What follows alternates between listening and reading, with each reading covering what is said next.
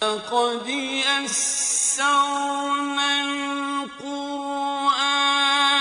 للذكر فهل من مدكر۔ اور ہم نے قرآن کو سمجھنے کے لیے آسان کر دیا، تو کوئی ہے جو سوچے سمجھے۔ صوت القرآن، قرآن کی آواز۔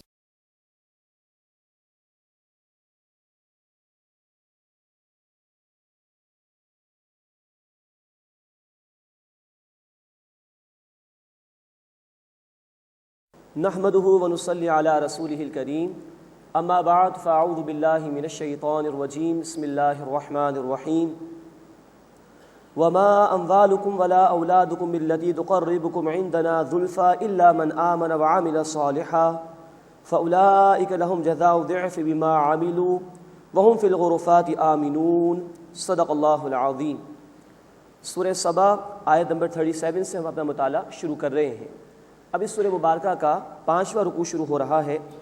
اس میں یہ بات ذکر کی گئی ہے کہ مال اور اولاد وہ شے نہیں کہ جس سے انسان آخرت کی کامیابی کی توقعات وابستہ کرے، بلکہ اصل شے ایمان اور عمل ہے جس کے لیے انسان کو محنت کرنی چاہیے۔ اور اس رکوع میں شرک کی نفی فرمائی گئی ہے اور مجرمین کے لیے وعیدیں بیان کی گئی ہیں۔ وما اموالکم ولا اولادکم بالتی تقربکم عندنا زلفی، اور تمہارے مال اور تمہاری اولادیں نہیں ہیں ایسے کہ تمہیں درجے میں ہمارے نزدیک کر دیں، الا من آمن وعمل صالحا، مگر یہ کہ جو ایمان لایا اور جس نے نیک عمل کیا، فاولئک لهم جزاء الضعف بما عملوا، تو یہ لوگ ہیں کہ ان کے لیے دوہرا بدلہ ہے اس کے بدلے جو انہوں نے کیا، وهم فی الغرفات آمنون، اور وہ اطمینان سے بالا خانوں میں ہوں گے۔ یعنی یہاں بیان کیا جا رہا ہے کہ اصل انسان کو ایمان کی محنت کرنی چاہیے، نیک اعمال کی محنت کرنی چاہیے، اس کے نتیجے میں ممکن ہے کہ پھر اس کو دوہرا اجر بھی اللہ عطا فرمائیں گے اور جنت کے بالا خانے بھی عطا فرمائیں گے۔ اصل میں بات ہے نقطہ نظر کی۔ اگر انسان کے پیش نظر آخرت ہو اور وہ اولاد کی تربیت دین کے اعتبار سے کرے، یہی اولاد اس کے لیے صدقہ جاریہ بن جائے گی۔ اسی طرح آخرت پیش نظر ہو، بندہ اللہ کی اطاعت میں مال خرچ کر رہا ہو، شریعت کے احکامات کے مطابق کمائے، اللہ کے دین کے لیے بھی خرچ کرے، بندوں کی ضروریات پر بھی خرچ کرے، تو اس کا اجر و ثواب ملے گا۔ تو اصل شے انسان کے نقطہ نظر کی ہے کہ آیا وہ آخرت کو مطلوب بناتا ہے یا دنیا کو مطلوب بناتا ہے۔ والذین یسعون فی آیاتنا معاجزین، اور جو لوگ ہماری آیات میں کوشش کرتے ہیں کہ عاجز کر دیں، مراد اللہ کے احکامات کو ناکام کرنے کی کوشش کرتے ہیں، اولئک فی العذاب محضرون، یہی لوگ عذاب میں حاضر کیے جائیں گے۔ قل، اے نبی صلی اللہ علیہ وسلم فرما دیجئے، ان ربی یبسط الرزق لمن یشاء من عبادہ ویقدر لہ، بے شک میرا رب اپنے بندوں میں سے جس کے لیے چاہتا ہے رزق کو وسیع فرما دیتا ہے اور جس کے لیے چاہتا ہے نبا تلا عطا فرماتا ہے۔ وما انفقتم من شیء فہو یخلفہ، اور جو کوئی شے تم خرچ کرو گے تو اس کا بدلہ تمہیں عطا کیا جائے گا۔ وہو خیر الرازقین، اور وہ اللہ بہترین رزق دینے والا ہے۔ یعنی ایک تو ہے کہ آخرت میں جو ثواب ملے گا، اللہ تعالیٰ دنیا میں بھی عطا فرماتا ہے۔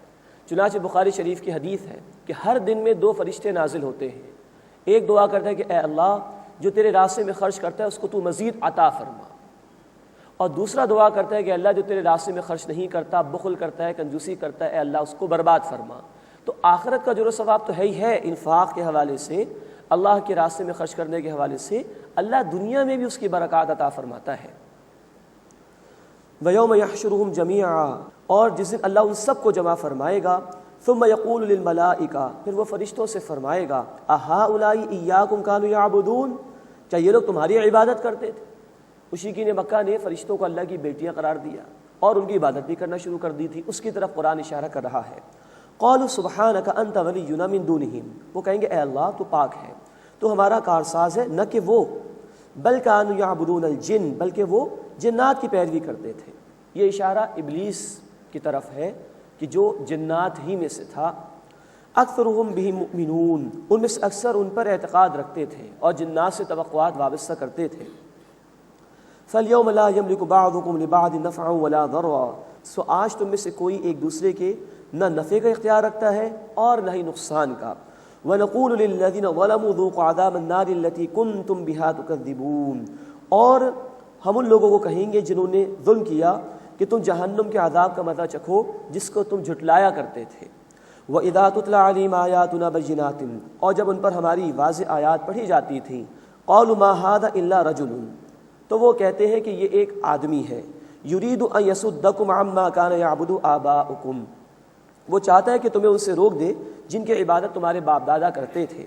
وَقَالُوا، اور وہ کہتے ہیں، مَا هَٰذَا إِلَّا إِفْكٌ مُفْتَرًى، یہ نہیں ہے قرآن مگر ایک گھڑا ہوا جھوٹ، معاذ اللہ، قرآن کو انہوں نے جھوٹ کہا۔ وقال الذين كفروا للحق لما جاءهم، اور کفر کرنے والوں نے حق کے بارے میں کہا جب کہ وہ ان کے پاس آ گیا، ان هذا الا سحر مبین، یہ تو کچھ نہیں ہے مگر کھلا جادو۔ وما آتیناهم من کتب يدرسونها، اور ہم نے انہیں یعنی مشرکین کو کتابیں نہیں دیں کہ وہ انہیں پڑھتے ہوں۔ وما ارسلنا الیہم قبلک من نذیر، اور اے نبی صلی اللہ علیہ وسلم آپ سے پہلے ان کے طرف کوئی خبردار کرنے والا بھی نہیں آیا۔ یعنی اسماعیل علیہ السلام اور نبی صلی اللہ علیہ وسلم کے درمیان میں تقریباً 2500 برس کا فصل ہے، تو ان کے یہاں برسہ برس سے کوئی رسول نہیں آئے، کوئی کتاب نہیں آئی، اس لیے بھی یہ اس طرف زیادہ مائل ہیں کہ سمجھ نہیں رہے کہ اللہ حق عطا فرماتا ہے اپنے رسولوں کے ذریعے سے انسانوں کی ہدایت کے لیے۔ وَكَذَّبَ الَّذِينَ مِن قَبْلِهِمْ، اور جو ان سے پہلے تھے انہوں نے جھٹلایا، وَمَا بَلَغُوا مِعْشَارَ مَا آتَيْنَاهُمْ، اور یہ یعنی مشرکین مکہ اس کے 10ویں حصے کو بھی نہیں پہنچے جو ان گزشتہ لوگوں کو ہم نے عطا کیا تھا۔ مراد ہے کہ یہ اپنے مال و دولت پر اتنا اترا رہے ہیں، ان سے پہلے جو نافرمان لوگ تھے اللہ نے ان کو بہت کچھ عطا فرمایا، تعداد کے اعتبار سے، مال کے اعتبار سے، ترقی کے اعتبار سے، اور یہ تو ان کے 10% کو بھی نہیں پہنچے، اترا رہے ہیں۔ فَكَذَّبُوا رُسُلِي، بس ان لوگوں نے میرے رسولوں کو جھٹلایا، فَكَيْفَ كَانَ نَكِيرٌ، تو کیسا ہوا میرا پکڑ کا معاملہ۔ جب انہوں نے انکار کیا تو اللہ کی پکڑ آئی اور وہ برباد کر دیے گئے۔ اس کے بعد اس سورہ مبارکہ کا 6واں اور آخری رکوع آ رہا ہے، اس میں توحید کے دلائل اللہ تعالیٰ نے بیان فرمائے اور عذاب کی وعیدیں یعنی ڈراوے بھی سنائے گئے ہیں۔ قُلْ إِنَّمَا أَعِظُكُمْ بِوَاحِدَةٍ، اے نبی صلی اللہ علیہ وسلم فرما دیجئے میں تمہیں ایک بات کی نصیحت کرتا ہوں، أَن تَقُومُوا لِلَّهِ مَثْنَىٰ وَفُرَادَىٰ، کہ تم اللہ کے لیے کھڑے ہو جاؤ دو دو یا اکیلے اکیلے، ثم تتفکروا، پھر تم غور و فکر کرو، ما بصاحبکم من جنہ، تمہارے ان صاحب کو، تمہارے ان ساتھی یعنی نبی صلی اللہ علیہ وسلم، ان کو کہ جنون تو نہیں ہے، معاذ اللہ، ان ہوا الا نذیر لکم بین یدی عذاب شدید، وہ تو صرف ایک سخت عذاب آنے سے پہلے پہلے تمہیں خبردار کرنے والے ہیں۔ اب یہ اللہ تعالیٰ نے ان لوگوں کو اپنے اندر جھانک کر غور و فکر کی دعوت دی ہے کہ تم دو دو کر کے کھڑے ہو جاؤ، آپس میں ڈسکس کر لو، کیا ایک اللہ کے سوا کوئی معبود ہو سکتا ہے، یا خود ہی تنہائی میں بیٹھ کر غور و فکر کرو۔ نوٹ فرمائیے کہ ریسنٹ ٹائمز میں کینیڈا کی ایک یونیورسٹی میں ریسرچ ہوئی، اور اس ریسرچ کا حاصل یہ تھا کہ یہ چیک کیا جائے کہ جب انسان گروپس کے اندر ڈسکشن کرتا ہے تو وہ بہترین گروپ کون سا ہو سکتا ہے کہ جس کے ریزلٹس سب سے عمدہ ہوں، 10 افراد، 20 افراد، 50 افراد۔ تو ریسرچ اس نتیجے پر پہنچی کہ میکسیمم 2 افراد کا گروپ وہ بہترین گروپ ہے جو ڈسکشن کے بعد بہترین ریزلٹس کو پروموٹ کر سکتا ہے، پروڈیوس کر سکتا ہے۔ قرآن نے بھی اس کی طرف اشارہ کیا ہے کہ دو دو ہو کر کھڑے ہو جاؤ، 2 heads are better than 1، جس طرح ہم کہتے ہیں انگریزی کے اندر، دو دو ہو کر کھڑے ہو جاؤ یا اکیلے اکیلے۔ ثم تتفکروا، پھر تم غور و فکر کرو، ما بصاحبکم من جنہ، تمہاری جو ساتھی ہیں نبی صلی اللہ علیہ وسلم، انہیں کوئی جنون تو نہیں، ان ہوا الا نذیر لکم بین یدی عذاب شدید، وہ تو صرف سخت عذاب کے آنے سے پہلے پہلے ایک خبردار کرنے والے ہیں۔ قل ما سألتکم من اجر فہو لکم، اے نبی صلی اللہ علیہ وسلم فرما دیجئے میں نے اگر کوئی تم سے اجر مانگا ہو تو وہ تمہارے لیے ہے۔ یہ ہے پرخلوص دعوت۔ میں دنیا کا طالب ہوئی نہیں، میں تو چاہتا ہوں کہ تم حق کے راستے پر آ جاؤ اور اپنے آپ کو اللہ کے عذاب سے بچانے والے ہو جاؤ۔ تو یہ ہے پرخلوص دعوت کی دلیل کہ ہر داعی دین جب لوگوں کے سامنے دعوت پیش کرے تو یہ بات واضح کر دے کہ اس دعوت کے ذریعے سے میں دنیا کا مال و اسباب نہیں چاہتا۔ قل ما سألتکم من اجر فہو لکم، اے نبی صلی اللہ علیہ وسلم فرما دیجئے اگر میں نے تم سے کوئی اجر مانگا ہو تو وہ تمہارے لیے ہے۔ ان اجری الا علی اللہ، میرا اجر تو اللہ کے ذمے ہے، اللہ اس کا بہترین بدلہ مجھے عطا فرمائے گا۔ وہو علی کل شیء شہید، اور وہ ہر شے پر اطلاع رکھنے والا ہے، از خود گواہ ہے۔ قل ان ربی یقذف بالحق، اے نبی صلی اللہ علیہ وسلم فرما دیجئے بے شک میرا رب حق کی ضرب لگاتا ہے۔ علام الغیوب، وہ غیب کی باتوں کا جاننے والا ہے۔ قل جاء الحق، اے نبی صلی اللہ علیہ وسلم فرما دیجئے حق آ گیا، وما یبدئ الباطل وما یعید، اور باطل کسی شے کو نہیں پیدا کرے گا اور نہ ہی وہ کسی شے کو لوٹائے گا، حق ہی غالب آ کر رہے گا بالآخر۔ ہاں، دنیا کے معاملات اسباب کے تحت چلتے ہیں، اس لیے اہل ایمان کو اپنا حق پر ہونا ثابت کرنا پڑتا ہے، تب اللہ تعالیٰ کی مدد آتی ہے۔ لیکن یہ وعدہ اللہ تعالیٰ کے کہ حق ہی ہمیشہ غالب رہے گا بالآخر۔ قل، اے نبی صلی اللہ علیہ وسلم فرما دیجئے، ان ضللت فانما اضل علی نفسی، اگر میں راستے سے ہٹا ہوا ہوں تو بے شک میں اپنے نقصان کے لیے ہی راستے سے ہٹا ہوا ہوں۔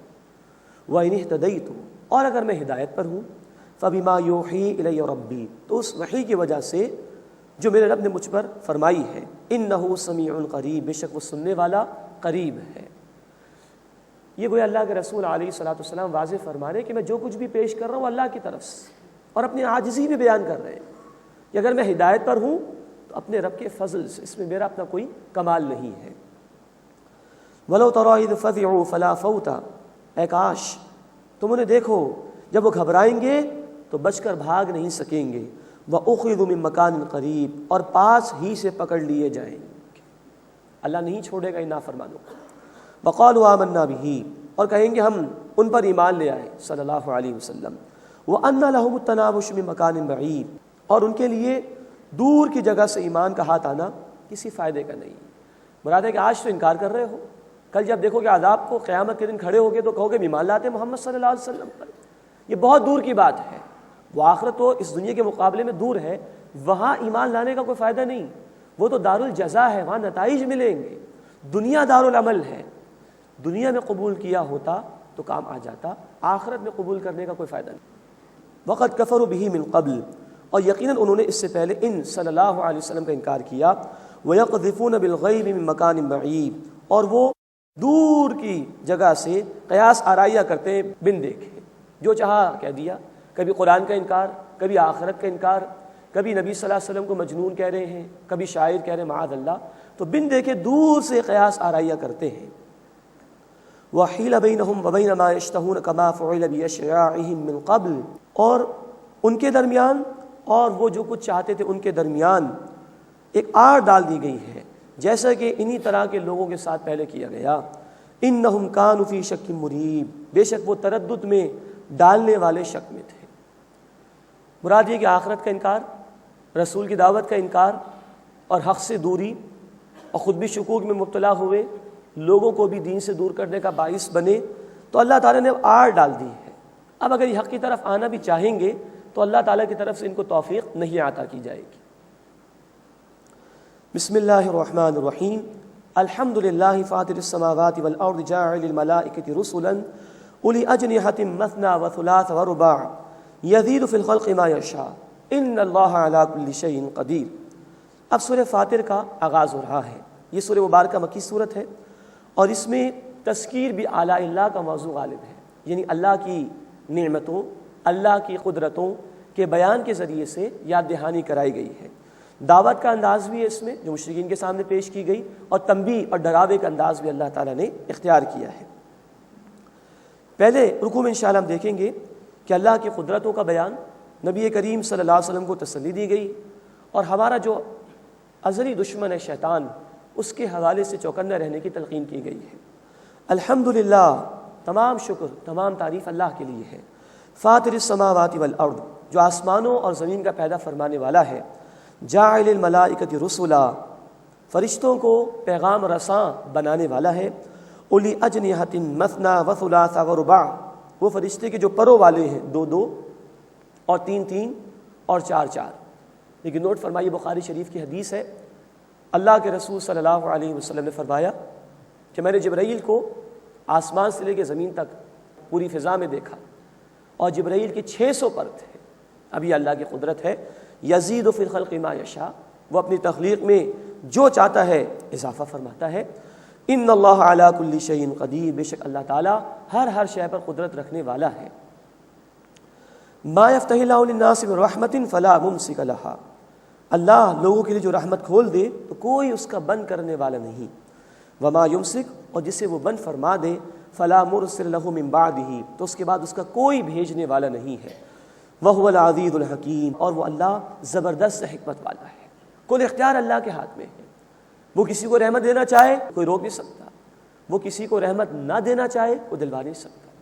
ہر فرض نماز کے بعد اللہ کے رسول صلی اللہ علیہ وسلم نے ایک دعا ہمیں تلقین فرمائی، بخاری شریف اور مسلم شریف میں، اللہم لا مانع لما اعطیت ولا معطی لما منعت ولا ينفع ذا الجد منک الجد۔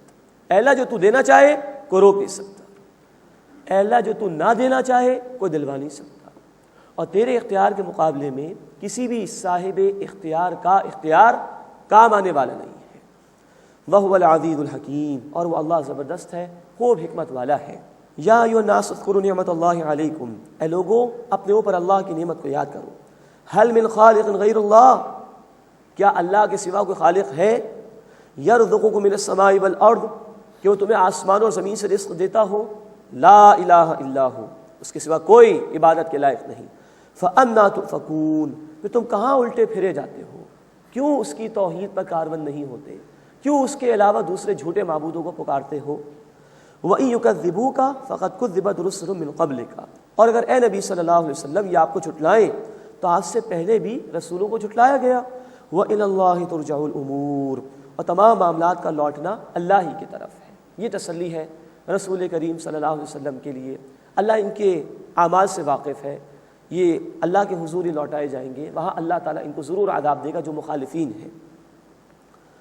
یا ایھا الناس، اے لوگو، ان وعد اللہ حق، بے شک اللہ کا وعدہ سچا ہے۔ فلا تغرنکم الحیات الدنیا، بس دنیا کی زندگی تمہیں دھوکے میں نہ ڈال دے۔ ولا یغرنکم باللہ الغرور، اور بہت بڑا دھوکے باز یعنی شیطان تمہیں اللہ کے بارے میں دھوکے میں نہ ڈال دے۔ قیامت کا وعدہ برحق ہے، یہ زندگی عارضی ہے، فانی ہے، لوٹ کر اللہ کی طرف جانا ہے، لیکن دیکھو شیطان تمہارا دشمن کہیں تمہیں ورغلا نہ دے اور یہ زندگی کی چمک دمک میں پھنسا نہ دے۔ مزید نوٹ کر لو، جان لو، یہ دنیا عارضی زندگی ہے، اس کی چمک دمک میں مبتلا نہ ہو جانا، اس کے فریب میں کہیں نہ آ جانا۔ ان وعد اللہ حق، بے شک اللہ کا وعدہ سچا ہے۔ فلا تغرنکم الحیات الدنیا، بس دنیا کی زندگی ہرگز تمہیں دھوکے میں نہ ڈال دے۔ ولا یغرنکم باللہ الغرور، اور بہت بڑا دھوکے باز یعنی شیطان وہ تمہیں اللہ کے بارے میں دھوکے میں نہ ڈال دے۔ ان الشیطان لکم عدو، بے شک شیطان تمہارا دشمن ہے۔ فاتخذوہ عدوا، بس تم بھی اسے دشمن سمجھو، اس کی دشمنی اختیار کرو۔ اب نوٹ فرمائیے کہ اللہ نے اس شیطان کو چھوٹ دی ہے کہ وہ وسوسہ ڈالے انسانوں کے سینے میں۔ الذی یوسوس فی صدور الناس، سورۃ الناس میں الفاظ ہیں، وہ انسان کے سینوں میں وسوسے ڈالتا ہے۔ اجازت اللہ نے دی، وہ اللہ علی کل شیء قدیر ہے۔ اگر ہم اس کی پناہ میں آ جائیں تو یہ شیطان ہمارا کچھ بھی نہیں بگاڑ سکتا۔ چنانچہ قرآن نے کہا سورہ حامیم السجدہ آیت نمبر 36 میں، اگر شیطان کی طرف سے کوئی چوک لگ جائے تو رحمان کی پناہ میں آ جاؤ۔ اور اس کے لیے اللہ کے رسول صلی اللہ علیہ وسلم نے قرآن حکیم کی آخری 2 سورتوں کو پڑھنے کی تلقین فرمائی۔ ہر فرض نماز کے بعد آخری 2 سورتیں قل اعوذ برب الفلق، قل اعوذ برب الناس کا ہمیں اہتمام کرنا چاہیے، یہ مسنون ہے۔ اسی طرح قرآن نے ایک بڑی خوبصورت دعا ہمیں سکھائی سورۃ المؤمنون آیت نمبر 97 اور 98 میں، ربی اعوذ بک من ھمزات الشیاطین، اے اللہ میں تیری پناہ میں آنا چاہتا ہوں شیاطین کے گروہوں سے اور ان کی طرف سے آنے والے وسوسوں سے۔ واعوذ بک ربی ان یحضرون، اور اے اللہ میں تیری پناہ میں آنا چاہتا ہوں اس بات سے کہ وہ میرے قریب آئیں۔ تو رحمان کی پناہ میں آ جائیں تو شیطان ہمیں ورغلا نہیں سکے گا۔ اللہ ہمیں اپنی پناہ عطا فرمائے اور شیطان کو ہمیں اپنا دشمن سمجھتے ہوئے اس کا مقابلہ کرنے کی توفیق عطا فرمائے۔ انما یدعو حزبہ، بے شک وہ اپنے گروہ کو بلاتا ہے، لیکون من اصحاب السعیر، تاکہ وہ دہکتی آگ والے ہو جائیں۔ الذین کفروا، وہ لوگ جنہوں نے کفر کیا، لہم عذاب شدید، ان کے لیے سخت عذاب ہے۔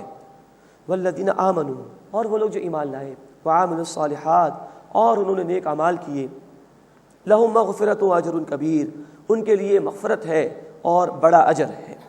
اللہم انا نسألک الجنہ، اے اللہ ہم تجھ سے جنت کا سوال کرتے ہیں، اے اللہ ہمیں وہ اعمال کرنے کی توفیق عطا فرما کہ جس کے نتیجے میں تو جنت میں اپنی رضا بھی ہمیں عطا فرمائے گا، اپنی بخشش بھی عطا فرمائے گا اور اجر کبیر بھی عطا فرمائے گا۔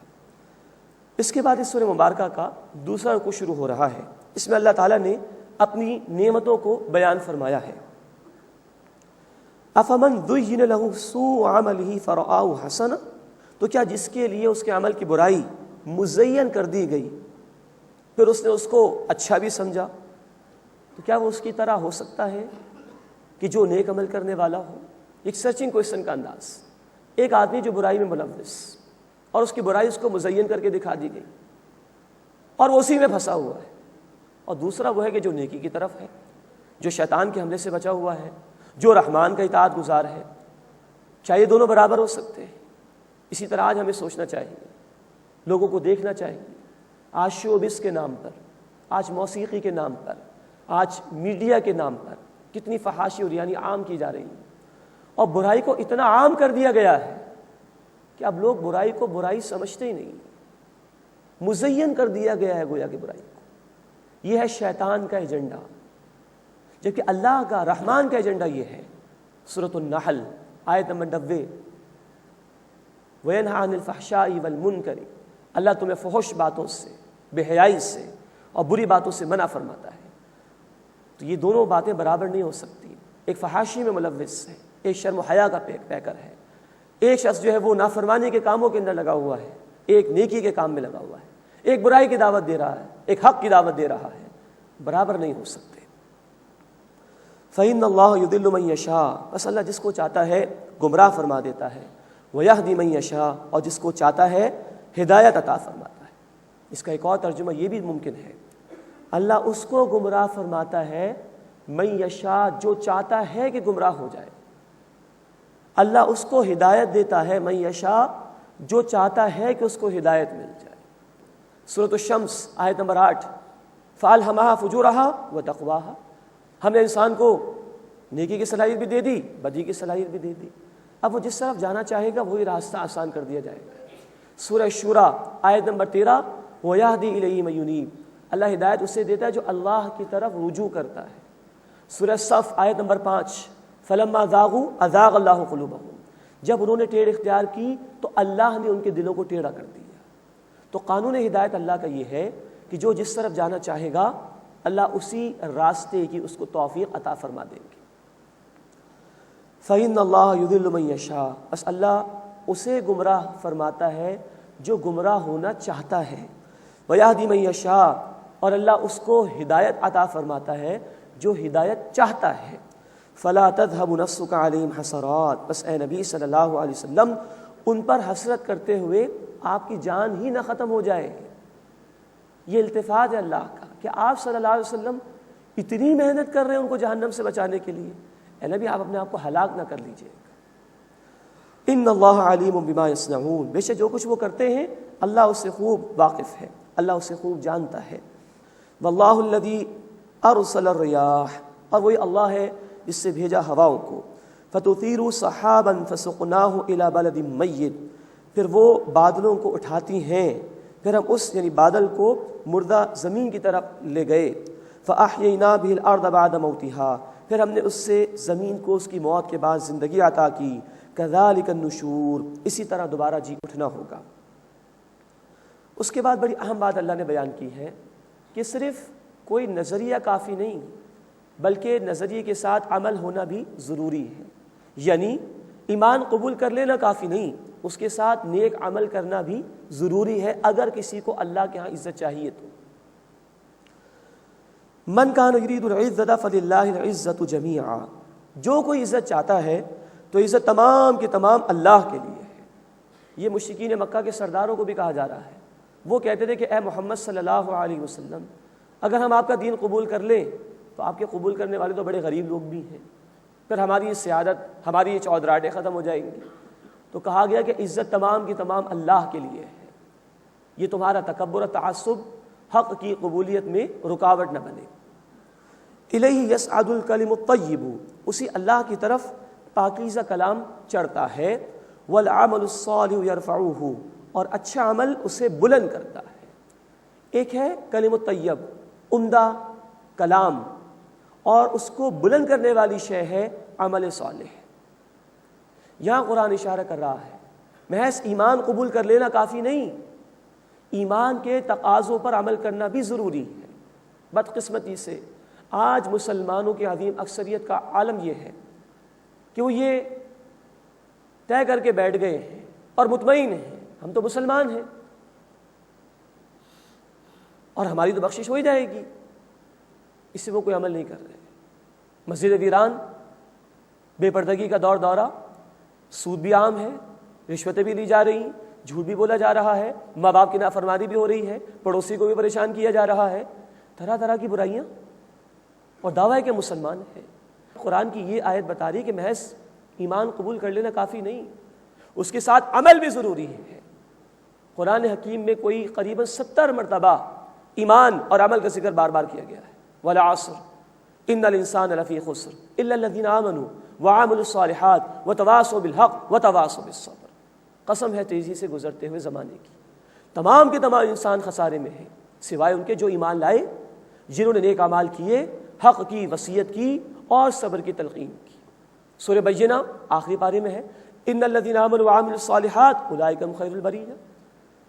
سورۃ التین آخری پارے میں ہے الا الذین آمنوا وعملوا الصالحات فلہم اجر غیر ممنون۔ بار بار ایمان اور عمل ساتھ ساتھ آتے ہیں۔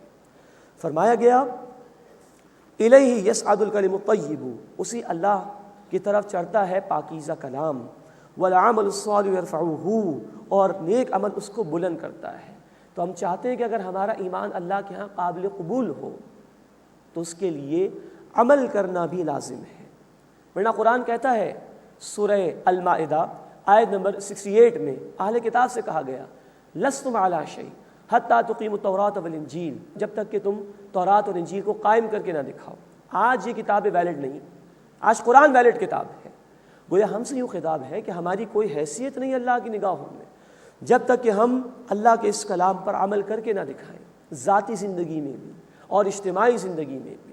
تو ایمان کے ساتھ عمل کی درستگی بھی ضروری ہے۔ اللہ ہمیں باعمل مسلمان بننے کی توفیق عطا فرمائے۔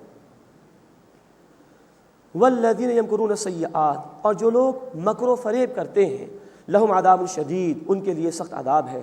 ومکر اولئک ھو یبور، اور ان لوگوں کی چال اکارت جائے گی، ضائع ہو جائے گی۔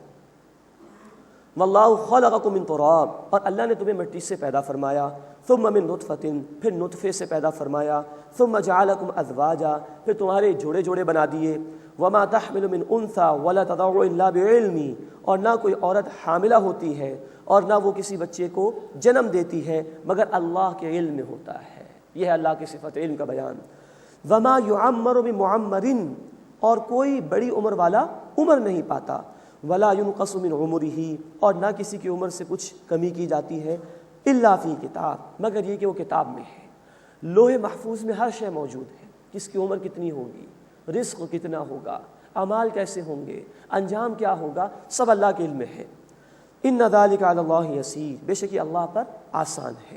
وما یستوی البحران، اور دو دریا برابر نہیں ہیں۔ ھذا عذب فرات سائغ شرابہ، یہ ایک ہے شیریں ہے، پیاس بجھانے والا، خوش ذائقہ ہے، اس کا پانی بڑا عمدہ ہے۔ وَهَذَا مِلْحٌ أُجَاجٌ، اور یہ دوسرا ہے کھاری اور کڑوا۔ دنیا کے کئی علاقوں میں دو دریاؤں کا اللہ نے ساتھ چلایا ہوا ہے، ایک کا پانی انتہائی میٹھا، دوسرے کا انتہائی کڑوا۔ زمین کے کئی حصے ہیں جہاں ایک طرف اگر بورنگ کر کے پانی نکالا جائے تو انتہائی میٹھا، اور اسی کے قریب میں نکالا جائے بورنگ کر کے پانی تو انتہائی کڑوا۔ یہ اللہ کی قدرت کی نشانیاں ہیں۔ وَمِن كُلٍّ تَأْكُلُونَ لَحْمًا طَرِيًّا، اور ہر ایک سے تم تازہ گوشت کھاتے ہو۔ اگر کوئی دریا کا پانی کڑوا ہے یا سمندر کا پانی کھاری ہے، اس میں سے جو مچھلی نکلتی ہے وہ انتہائی میٹھی ہوتی ہے، انتہائی لذیذ ہوتی ہے۔ تو کھارے پانی میں سے اللہ لذیذ گوشت مچھلیوں کا تمہیں عطا کر رہا ہے۔ کتنی بڑی قدرت ہے اللہ کی۔ وَتَسْتَخْرِجُونَ حِلْيَةً تَلْبَسُونَهَا، اور ان میں سے تم زیور نکالتے ہو جس کو تم پہنتے ہو، موتی وغیرہ تلاش کرتے ہو تم سمندروں سے۔ وَتَرَى الْفُلْكَ فِيهِ مَوَاخِرَ، اور تم اس میں کشتیوں کو چلتے ہوئے دیکھتے ہو کہ وہ پانی کو چیرتی ہیں، چلتی چلی جاتی ہیں۔ لِتَبْتَغُوا مِنْ فَضْلِهِ، تاکہ تم اس اللہ کے فضل میں سے تلاش کرو۔ وَلَعَلَّكُمْ تَشْكُرُونَ، اور تاکہ تم شکر ادا کرو۔ یولج اللیل فی النہار، وہ اللہ رات کو دن میں داخل فرماتا ہے۔ ویولج النہار فی اللیل، اور دن کو داخل فرماتا ہے رات میں۔ وسخر الشمس والقمر، اور اس نے سورج اور چاند کو مسخر کر دیا، مراد تمہاری خدمت پر لگا دیا۔ کل یجری لاجل مسمی، ہر ایک مقرر وقت تک کے لیے چل رہا ہے۔ ذالکم اللہ، یہ ہے اللہ، ربکم تمہارا رب، لہ الملک، اسی کے لیے بادشاہت ہے۔ یہ تو اللہ کا معاملہ ہوا۔ اب جھوٹے معبودوں کا ذکر، والذین تدعون من دونہ، اور جن کو تم اس اللہ کے سوا پکارتے ہو، ما یملکون من قطمیر، وہ کھجور کی گٹھلی کی جھلی کے برابر بھی مالک نہیں۔ بہت باریک بات اللہ نے کہی۔ کھجور انسان جب گٹھلی سے علیحدہ کرے تو جھلی جو نظر آتی ہے، فرمایا کہ یہ جھوٹے معبود اس جھلی کے برابر بھی کسی شے کے مالک نہیں۔ کل اختیار اللہ کا، اللہ کے سوا کسی کو بھی پکارو اس کا کوئی اختیار نہیں۔ ان تدعوہم لا یسمعوا دعاءکم، اور اگر تم انہیں پکارو تو وہ تمہاری پکار نہیں سنیں گے۔ ولو سمعوا ما استجابوا لکم، اور اگر وہ سن بھی لیں تو تمہاری پکار کا جواب نہیں دے سکیں گے۔ ویوم القیامۃ یکفرون بشرککم، اور قیامت کے دن وہ تمہارے شرک کا انکار کریں گے۔ ولا ینبئک مثل خبیر، اور اے نبی صلی اللہ علیہ وسلم اللہ کی مانند آپ کو کوئی خبر دینے والا خبر نہیں دے گا۔ خطاب اللہ کے رسول صلی اللہ علیہ وسلم سے، لیکن ہر ایک کو سنایا جا رہا ہے۔ ہر بات اللہ واضح کر کے بیان کر دیں گے قیامت کے دن، کون کیا کچھ کہتا رہا دنیا میں اور کیا کچھ کرتا رہا دنیا کے اندر، ہر عمل اس دن قیامت کے دن پیش کر دیا جائے گا۔ اس کے بعد اس سورہ مبارکہ کا تیسرا رکوع شروع ہو رہا ہے۔ اس میں قیامت کا بیان ہے، حق اور باطل کے لیے ایک مثال بیان کی گئی ہے، اور عذاب کی وعید یعنی ڈراوا بھی سنایا گیا ہے۔ یا ایھا الناس، اے لوگوں، انتم الفقراء الی اللہ، تم سب اللہ کے حضور اس کے سامنے فقیر ہو، محتاج ہو۔ واللہ هو الغنی الحمید، اور وہ اللہ بے نیاز ہے، آپ سے آپ محمود ہیں، تمام تعریفیں اسی کے لیے۔ انسان غور کرے، ایک لقمہ جو اس کے وجود میں جاتا ہے، چاہے وہ گندم کا ہو یا چاول کا ہو، اس پر اللہ کی کتنی قدرتیں لگی ہوئی ہیں۔ کہاں زمین میں دانا جاتا ہے، زمین کی تاریکی میں کون اس کی نشو نما کرتا ہے، زمین کو کون تیار کرتا ہے، سورج کی روشنی کس نے دی، ہوا کو مناسب کس نے رکھا، فصل کو تباہ ہونے سے کس نے بچایا، مناسب حرارت کون دے رہا ہے، پھر اس فصل کو کاٹنے سے لے کے تمہارے شہر تک پہنچنے میں کتنی ریسورسز لگی ہوئی ہیں اللہ تعالیٰ کی، کتنے وسائل اللہ کے تم استعمال کرتے ہو۔ فَبِأَيِّ آلَاءِ رَبِّكُمَا تُكَذِّبَانِ، اپنے رب کی کن کن نعمتوں کا تم انکار کرو گے، کن کن قدرتوں کو تم جھٹلاؤ گے۔ تم فقیر ہو، تم محتاج ہو، اللہ غنی ہے، بے نیاز ہے، آپ سے آپ اس کی تعریف ہو رہی ہیں۔ ان یشاء یذہبکم ویأتی بخلق جدید، اگر وہ چاہے تو تم سب کو لے جائے اور ایک نئی مخلوق لے آئے۔ تم محتاج ہو، اللہ کو تمہاری عبادت کی کوئی ضرورت نہیں۔ اگر تم ناشکری کرو گے، اس کے احکامات پر عمل نہیں کرو گے، وہ تمہیں مٹا دے گا، ختم کر دے گا۔ پھر تم اپنے انجام کو سوچ لو، اور ہاں وہ تمہاری جگہ کسی اور مخلوق کو لانے پر بھی قادر ہے، تو اسے تمہاری ضرورت نہیں، تمہیں اس کی ضرورت ہے۔ اس کی نعمتوں کی قدر کرو اور اس کا شکر ادا کرو اور اس کے عبادت کا فریضہ انجام دو۔ اللہ ہمیں اس کی توفیق عطا فرمائے۔ وما ذلک علی اللہ بعزیز، اور یہ بات اللہ تعالیٰ پر دشوار نہیں ہے۔ ولا تزر وازرۃ وزر اخری، اور کوئی اٹھانے والا کسی دوسرے کا بوجھ نہیں اٹھائے گا، ہر ایک کو جواب خود دینا ہوگا۔ وَإِن تَدْعُ مُثْقَلَةٌ إِلَىٰ حِمْلِهَا لَا يُحْمَلْ مِنْهُ شَيْءٌ وَلَوْ كَانَ ذَا قُرْبَىٰ، اور اگر کوئی بوجھ سے لدا ہوا شخص اپنا بوجھ اٹھانے کے لیے بلائے گا تو اس سے کچھ بھی اٹھایا نہ جائے گا، خواہ اس کے رشتہ دار ہی کیوں نہ ہو۔ یہ ہے بڑے بے بسی کا معاملہ۔ قرآن ہمیں بتاتا ہے، سورہ عبس آیت نمبر 34 سے لے کے آیت نمبر 37 تک، یوم یفر المرء من اخیہ وامہ وابیہ وصاحبتہ وبنیہ لکل امرئ منہم یومئذ شأن یغنیہ۔ اس دن انسان دور بھاگے گا اپنے بھائی سے، انسان دور بھاگے گا اپنے باپ اور اپنی ماں سے، انسان دور بھاگے گا اپنی بیوی اور اپنی اولاد سے۔ ہر ایک کو ایک فکر لاحق ہو جائے گی جو دوسری فکروں سے اس کو بالکل آزاد کر دے گی۔ مجھے کسی طرح عذاب سے بچا لیا جائے۔ کوئی نہ ماں کو پوچھے گا، نہ باپ کو پوچھے گا، نہ بھائی کو پوچھے گا، نہ بیوی کو پوچھے گا، نہ اولاد کو پوچھے گا۔ ہر ایک کو اپنی فکر ہوگی، میں کسی طرح بچا لیا جاؤں اس عذاب سے۔ تو فرمایا کہ اگر کوئی بوجھ سے لدا ہوا شخص کسی کو بلائے گا کہ اس کا بوجھ اٹھا لیا جائے تو ہرگز کچھ بھی اٹھایا نہیں جائے گا، چاہے وہ رشتہ دار ہی کیوں نہ ہو۔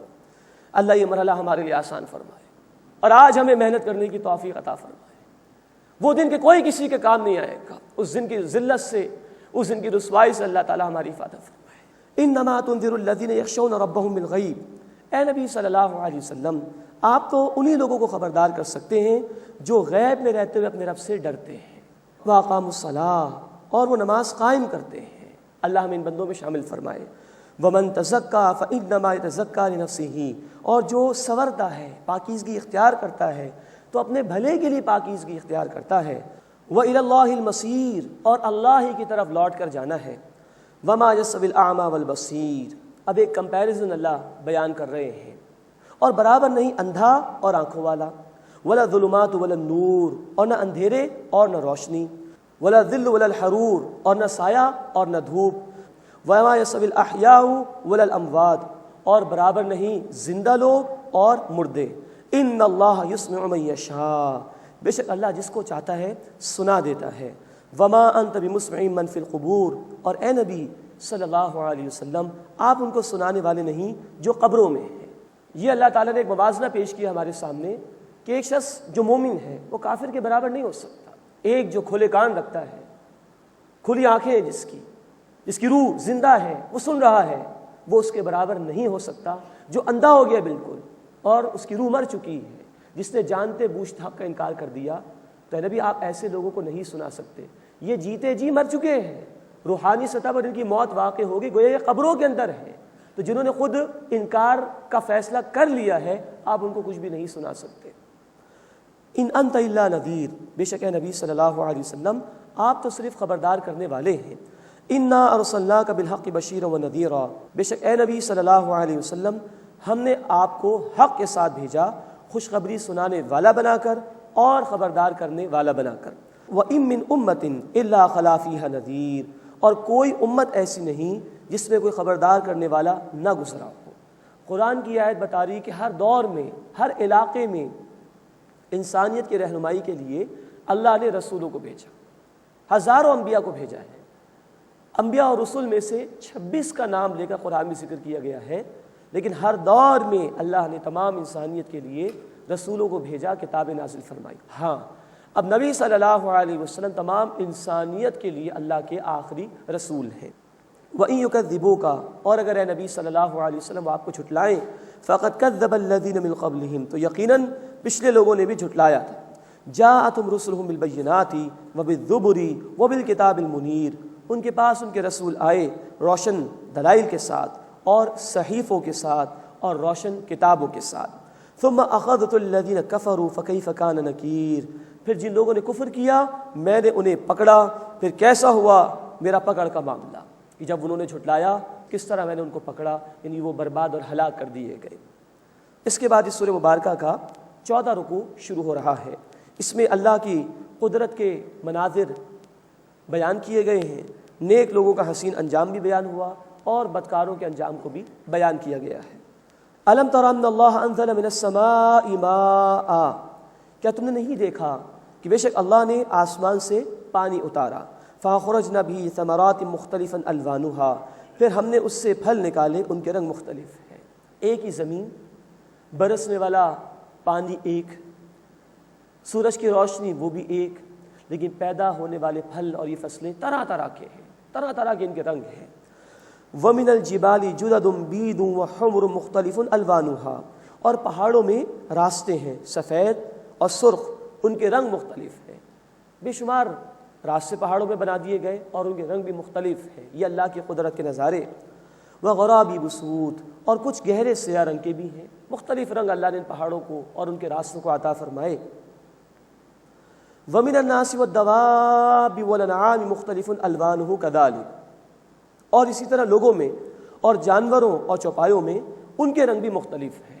انسانی شکلیں دیکھ لیں، ایک ہی ماں باپ کی اولاد، بسا اوقات ان کے کلر بالکل ڈیفرنٹ ہوتے ہیں، چہروں کے قد و خال بھی بالکل ڈیفرنٹ ہوتے ہیں۔ انما یخشی اللہ من عبادہ العلماء، بے شک اللہ کے بندوں میں سے وہی اس کی خشیت اختیار کرتے ہیں جو علم رکھنے والے ہیں۔ ان اللہ عزیز الغفور، بے شک اللہ تعالیٰ زبردست ہے، غالب ہے، بخشنے والا، معاف فرمانے والا ہے۔ یہاں اس بات کی طرف اشارہ ہے کہ اللہ کی معرفت کے حصول کا پہلا اسٹیپ یہ ہے کہ بندہ اللہ تعالیٰ کی نشانیوں میں غور و فکر کرے، اور پھر اس کے ساتھ ساتھ ایک رسول کی دعوت کو قبول کرے جس کے نتیجے میں اللہ کی واقعتاً معرفت بندے کو حاصل ہوتی ہے اور بندہ اللہ کے محبوب بندوں میں شامل ہو جاتا ہے۔ مزید نوٹ فرمائیے، اگر انسان میں اللہ کی خشیت پیدا نہ ہو تو کتنا ہی علم اس کے پاس آ جائے، یہ سراسر گمراہی ہے۔ اصل علم وہ ہے جو انسان میں خشیت پیدا کر دے، اللہ کا خوف پیدا کر دے، اس کو دنیا پرست بننے کے بجائے آخرت کا طالب بنا دے۔